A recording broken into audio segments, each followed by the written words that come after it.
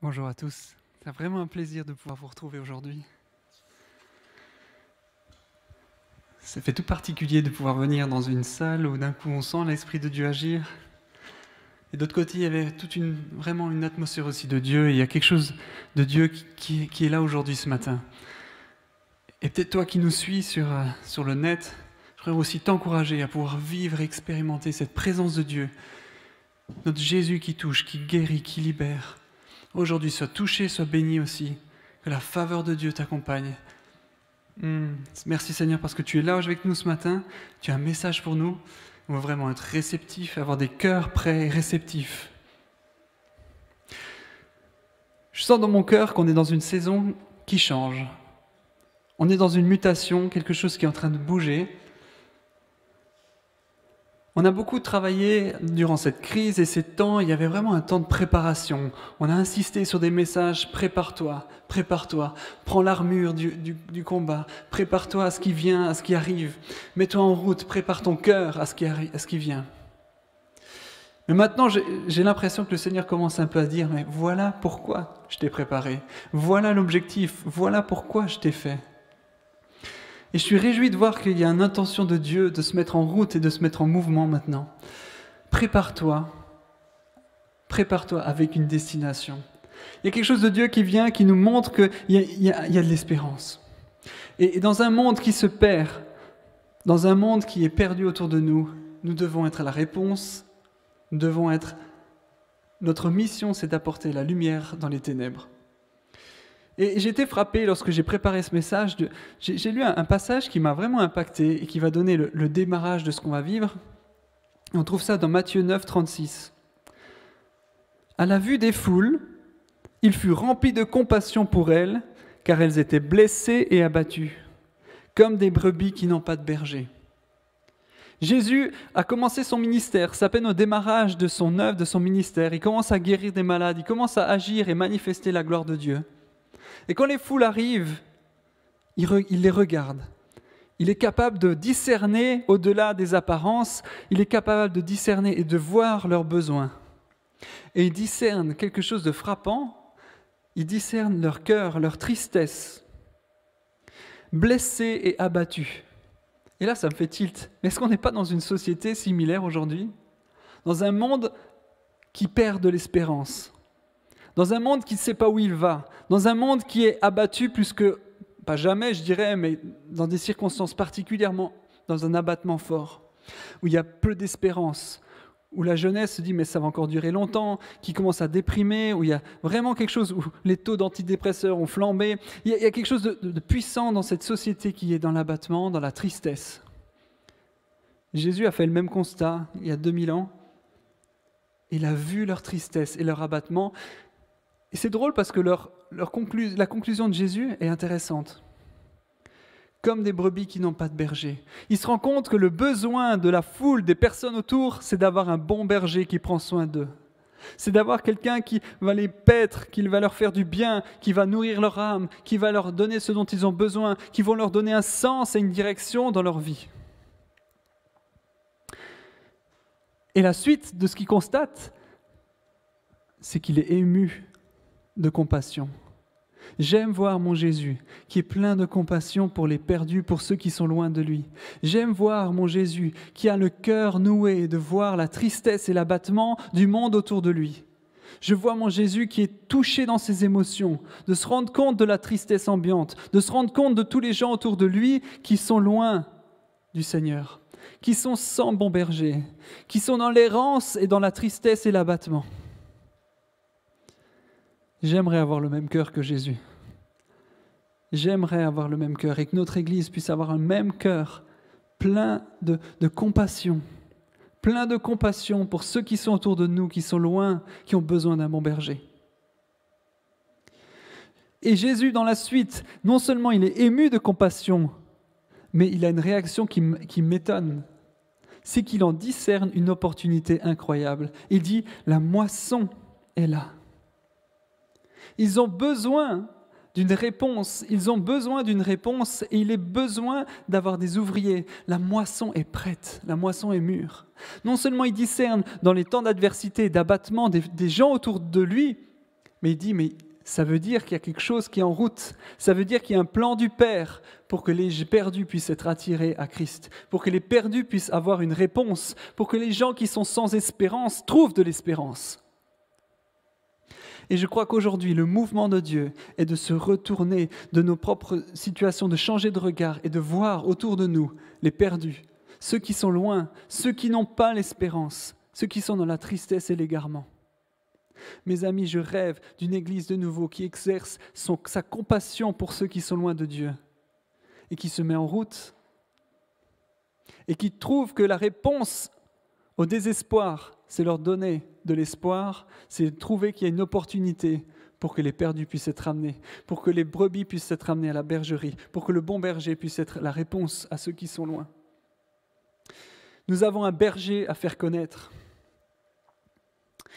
Luc 21, 34 m'a vraiment touché. « Faites bien attention à vous-même, de peur que votre cœur ne devienne insensible. » Faites bien attention à vous-même, que votre cœur ne devienne pas insensible.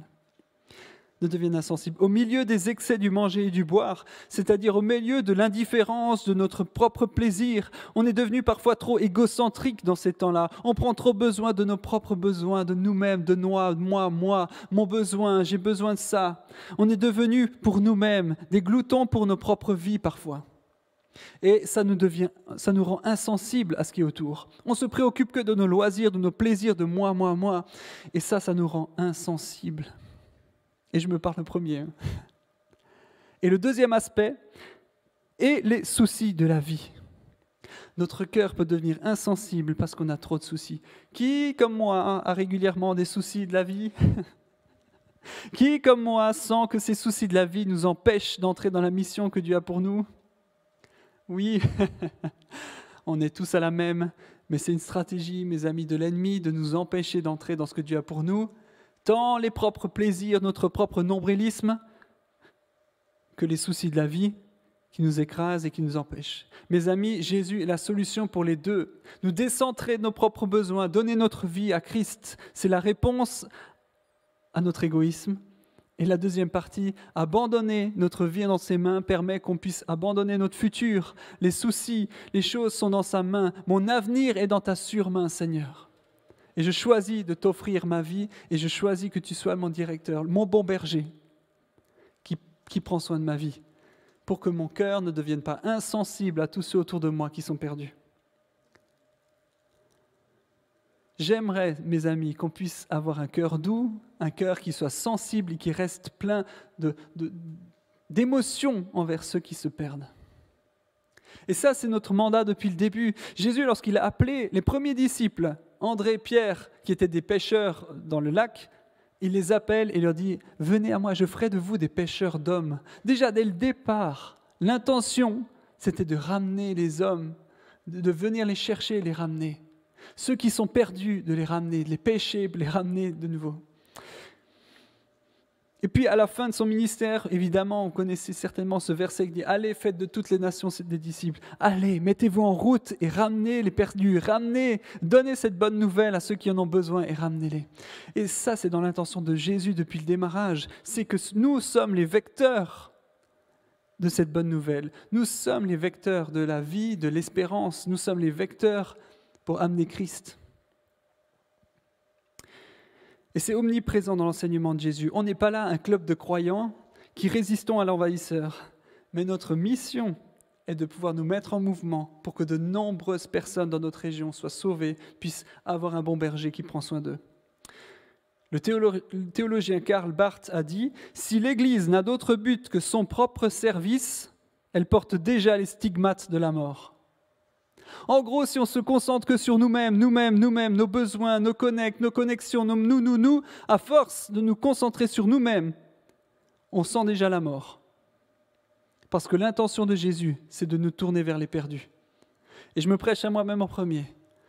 Gardons la focale sur ceux qui en ont tellement besoin. Gardons nos yeux sensibles à ceux qui sont perdus. C'est pas qu'on veut tourner la page sur ce qu'on est en train de traverser dans le Covid, après ce qu'on a vécu dans la vie d'Église. C'est pas qu'on veut tourner la page, mais c'est que Jésus a encore une belle suite de l'histoire à écrire. Et je crois qu'il faut qu'on se mette en route pour que Dieu puisse continuer de corriger le cap, comme un bateau qu'on peut manœuvrer lorsqu'il est en mouvement. Je crois qu'il faut qu'on se mette en route, qu'on tourne nos cœurs. Bien sûr, la réforme de notre manière de vivre l'Église est en route. On change des choses en route. Cette culture, elle va changer. On le voit déjà, les premières prémices. On vit des changements dans l'équipe pastorale, dans l'équipe de ministère. On vit déjà un changement de culture de comment vivre l'Église pour qu'on soit un corps bien uni, pour qu'on soit un corps capable d'accueillir cette moisson qui arrive, pour qu'on puisse être ensemble bien coordonnés, pour que chacun dans son ministère puisse grandir.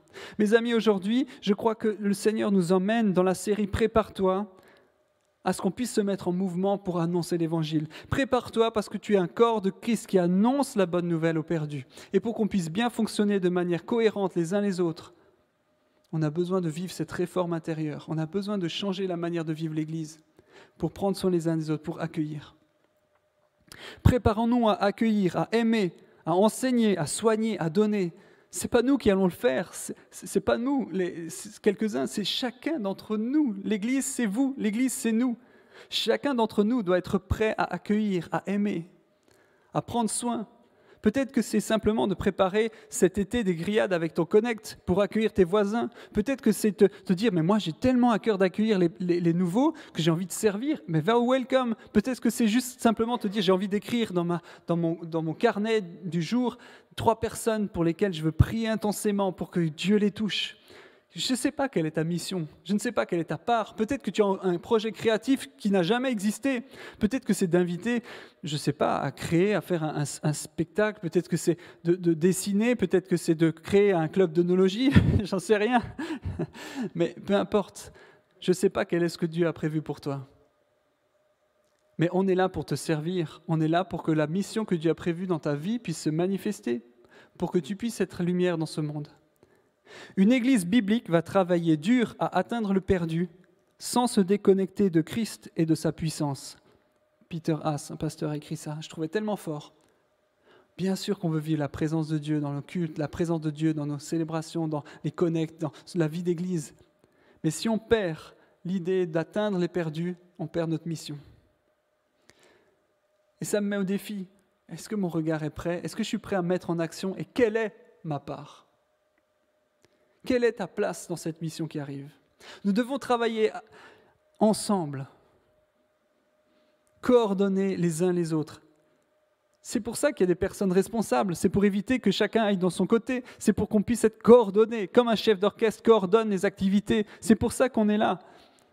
Sabrine, Olivier, moi, l'équipe élargie, c'est pour coordonner les activités, pour que ça ait du sens ensemble, pour qu'on puisse coordonner les activités de chacun. On n'est pas là pour diriger dans le sens d'ordonner, on est là pour coordonner, pour que le corps soit bien fonctionnel et avance dans sa mission.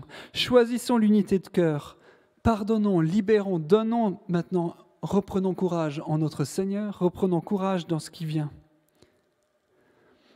Le ministère et le service des autres sont des distractions divines qui nous libèrent de la tyrannie de nos besoins trop magnifiés. C'est un peu technique, c'est moi qui traduis, mais ça veut dire en gros le ministère et le service. Donc quand on se met en service les uns pour les autres, c'est un plan prévu par Dieu pour nous éviter d'être trop nombrilistes, de trop penser à nous. Et il y a quelque chose de Dieu là-dedans. Éviter de trop nous centrer sur nous, d'être trop égoïstes. Il faut qu'on se mette en route, mes amis. Il est temps. Il est temps. Et dans cette perspective, j'ai été interpellé par le plan de Jésus pour amener cette lumière dans le monde. Comment est-ce que ça fonctionne? Et il parle beaucoup de l'analogie avec la lumière, et il parle comment ça fonctionne. Un premier verset dans Jean 12, 36, « Pendant que vous avez la lumière, croyez en elle afin de devenir des enfants de lumière. » Il nous faut croire en Jésus. Jésus est celui qui nous permet d'être enfants de lumière. C'est lui qui transforme, qui permet qu'il y ait un transfert de lumière entre le royaume de Dieu et nous-mêmes. De croire en lui permet qu'on puisse devenir enfants de lumière. C'est la première étape, croire. Mais attention, croire ne suffit pas. Il ne suffit pas de juste croire en Jésus. Deuxième chose, celui qui agit conformément à la vérité vient à la lumière, afin qu'il soit évident que ce qu'il a fait, il l'a fait en Dieu. Jean 3, 21. Donc en gros, il faut croire, mais agir également. Croire et agir. Agir parce qu'en agissant, on s'approche de la lumière. Lorsqu'on fait le bien, on se rapproche de la lumière. Mes amis, c'est tellement important de se rendre compte que ce n'est pas juste important de croire, il faut le mettre en route. Jésus a un projet pour nous, mais ce n'est pas juste dans notre cœur, c'est que ça avance et que ça se propage.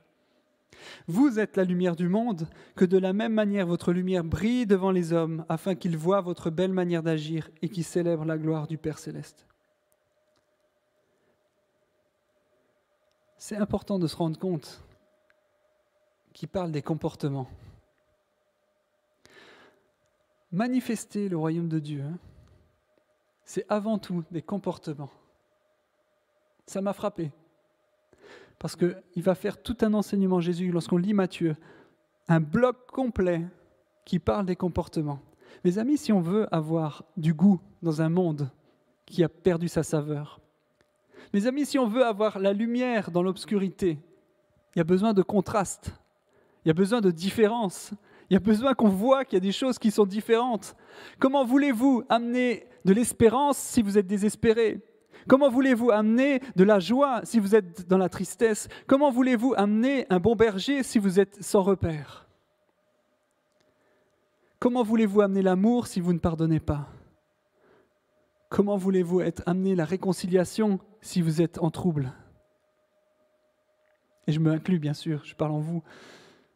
Mais mes amis, la première chose que Jésus dit, changez d'attitude. Il reprend le message de Jean-Baptiste, il dit changez d'attitude car le royaume de Dieu s'est approché. La première étape pour amener la vie, c'est un changement d'attitude, c'est un changement de comportement. Mes amis, si nos comportements ne reflètent pas Jésus, on n'aura aucun impact. Lorsqu'on voit tout l'enseignement des béatitudes, c'est tout l'enseignement sur le sermon sur la montagne, il parle de comportement, d'agissement. Et après, il conclut en disant un verset étonnant, parce que je n'ai jamais mis à ce point en perspective à ce qui se précède.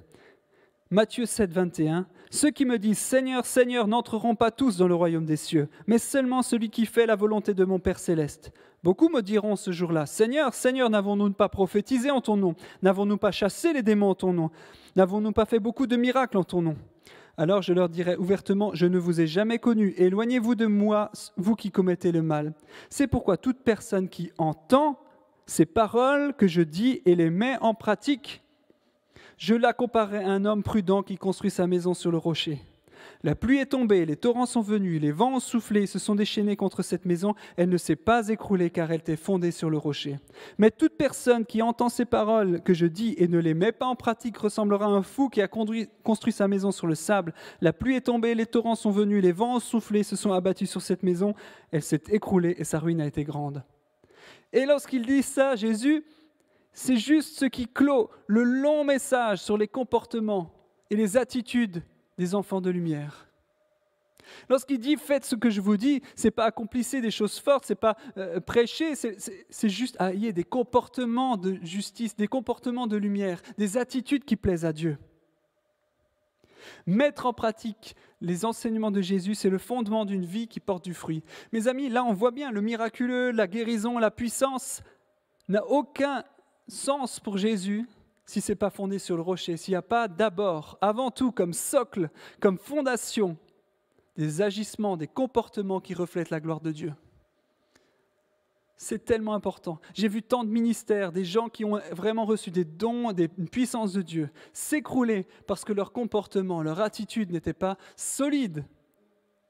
Et je ne veux pas ça pour ma vie, je ne veux pas ça pour le centre de vie. Mes amis, mettons en ordre, changeons. C'est pour ça que Jésus commence à enseigner, changer de comportement. Changer de comportement car le royaume des cieux est proche. Changer d'attitude car le royaume des dieux est proche. Si on veut voir la gloire de Dieu se manifester, si on veut voir les miracles, si on veut voir les réponses de Dieu, la puissance de Dieu se manifester, nous devons d'abord avoir une attitude des enfants de lumière. Nous devons d'abord avoir des fondements solides sur lesquels on est inébranlable. On donne du goût au monde, on donne du sel dans la vie, on donne de l'espérance dans un monde qui se perd. Et je me prêche à moi-même en premier. Mes amis, ce fondement, je prie qu'il soit là. Je prie qu'on soit solidement ancré. Et qu'est-ce que c'est que ces comportements ? J'ai été frappé, parce que j'ai résumé rapidement, ce n'est pas exhaustif, mais j'ai essayé rapidement de noter. Et ça m'a frappé, juste pour un petit piqûre de rappel. Plus de colère, plus d'insultes. Tu vis de bonnes relations avec tous. Plus de convoitise, plus de divorce, plus de promesses en l'air ou de désengagement. J'entends tellement des gens qui s'engagent à un truc, puis après qui disent « Oh non, finalement, je ne fais plus. » Bref. Tu donnes à ceux qui réclament. Tu rends service au-delà du nécessaire. Et ça m'a frappé. L'autre jour, il y a quelqu'un, j'entendais dans la salle, quelqu'un disait « Ah, quelqu'un peut me ramener à la gare ?» Et je me suis détourné. Je dis « Oh, quelqu'un d'autre peut le faire. » Et d'un coup, le Seigneur m'a dit « Mais hé, c'est pas ça que je demande. Rends service au-delà du nécessaire. Peut-être qu'il y avait quelqu'un d'autre qui pouvait le faire, mais toi, est-ce que tu étais prêt à le faire ?» Et ça m'a frappé, je me suis humilié devant Dieu. Je dis « Mais c'est vrai, pardon Seigneur, je devrais avoir un cœur prompt à rendre service en toutes circonstances, à tout moment. Je sais pas, comme n'importe qui, je dois rendre service plus que tout. C'est ça la base. » Bref, tu aimes ceux qui te veulent du mal, car il n'y a pas de mérite à aimer ses amis. Aimer à tout prix, aimer tout le monde. Tu cherches pas à être bien vu à tout prix, mais tu cherches la gloire de Dieu avant tes propres intérêts. C'est ce qu'on disait avant, se détourner de ses propres intérêts. Tu pardonnes aux autres. Jésus disait 7 fois, 70 fois. En gros, tout le temps. Tu ne cherches pas la richesse, tu ne convoites pas. Tu ne t'inquiètes pas, mais tu comptes sur Dieu pour tous tes besoins. Tu ne juges pas les autres. Tu ne méprises pas ce qui vient de Dieu. Tu fais aux autres ce que tu veux qu'ils fassent pour toi. Tu invites les rejetés plutôt que les riches qui peuvent te rendre l'appareil. C'est juste un aperçu condensé de ce que Jésus enseigne, juste avant de parler de ceux qui ont prophétisé en leur nom, qui n'ont pas été acceptés, de tous ces fondements dont on a parlé avant. Des attitudes qui dénotent du monde qui nous entoure, des comportements qui changent. Vous voulez que moi je rêve que nos voisins soient touchés, mais d'abord parce que mon comportement, mon attitude les touche, parce que j'ai pu leur apporter quelque chose de différent. J'ai pu leur donner quelque chose qui avait du goût, pas insipide, quelque chose qui avait du goût, c'est-à-dire qui dénote de l'environnement. J'aimerais pouvoir leur amener de la lumière dans les ténèbres. Mais pour pas que ce soit abstrait, Jésus nous donne des choses toutes concrètes, toutes pratiques, des comportements qui rendent gloire à Dieu. C'est tellement important d'avoir ce fondement. Ensuite, les miracles, la gloire de Dieu peut se manifester. Il y a plein de choses qui vont venir. Je ne dénigre pas cet aspect-là qui permet d'annoncer l'Évangile. Mais la première chose, mes amis, revenons aux fondamentaux. Préparons-nous à nous mettre en route par des actions et des choses concrètes qui permettent de manifester la gloire de Dieu dans nos comportements au quotidien. Les chrétiens ne sont pas appelés à proclamer la vérité, mais à inspirer la foi dans la vérité. Peter Haas. Le christianisme n'est pas un message, c'est un style de vie. Toujours aussi la même chose, personne. Notre style de vie, notre comportement doit pouvoir refléter Christ.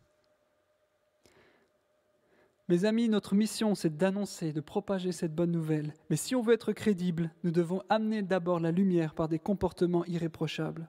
Nous devons avoir des comportements inattaquables pour pas que le discrédit fasse écrouler notre réputation.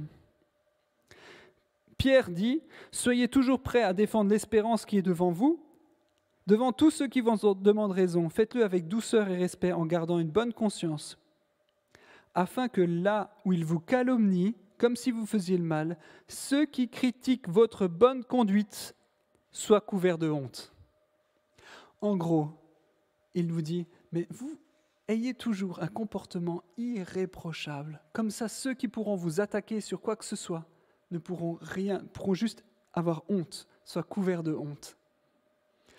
Je rêve que nos détracteurs, soit au travail, n'importe où, puissent être couverts de honte parce que notre attitude est irréprochable. Et elle rend gloire à Dieu. C'est ça qui nous permettra d'annoncer l'Évangile avec efficacité, pas être des hypocrites, avoir vraiment la vie et le sel et la lumière à apporter quelque chose qui donne du goût. Je ne dis pas ça pour condamner, je dis ça pour être un but à viser. On chute, je ne suis pas parfait, mais on est là en route avec une mission pour amener l'Évangile par des comportements, des attitudes. Et Jésus commence par là.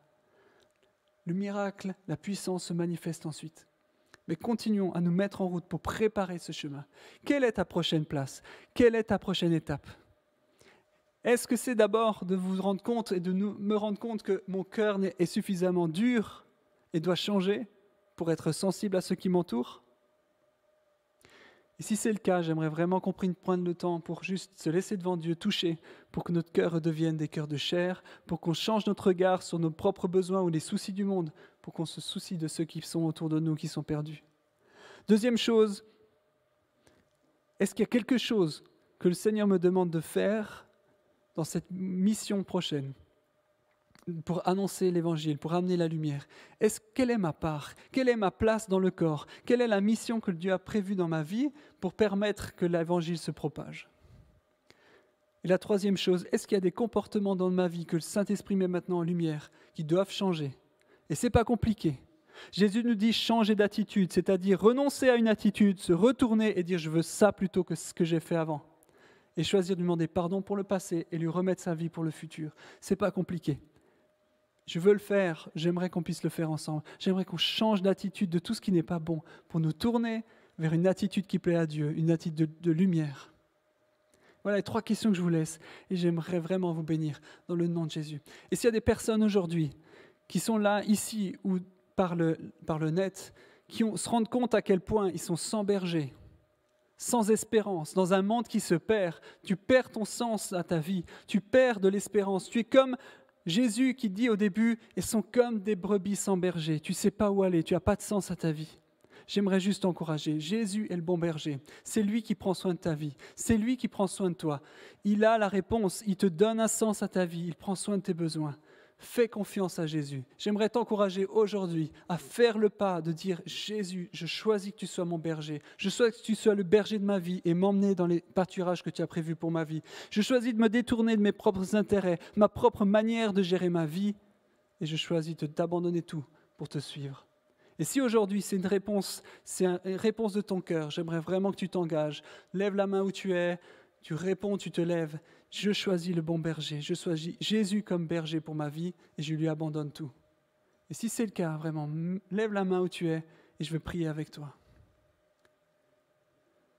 Seigneur, tu connais ceux qui répondent à ce cri, ceux qui cherchent un bon berger. Et je prie, Seigneur, aujourd'hui, tu viennes les rencontrer. Tu leur permets de pouvoir trouver un sens à leur vie, de l'espérance dans un monde qui se perd. Tu es la réponse et je prie, Seigneur, tu touches leur cœur aujourd'hui et tu paies les brebis. Tu leur permets de pouvoir entrer dans une destinée nouvelle, dans un avenir plein d'espérance, comme tu promets. Occupe-toi de chacun d'entre eux. Et je te prie aujourd'hui, Seigneur, conduis-nous selon ta volonté à être des enfants de lumière, qui portons cette bonne nouvelle avec efficacité, sur des fondements solides, qui donnent du goût à la vie, qui assaisonnent la vie de ceux qui nous entourent, pour ramener les brebis à la bergerie. Donne-nous d'être fidèles, d'être fiables, d'être solides, pour mener à bien la mission que tu as pour nous. Amen.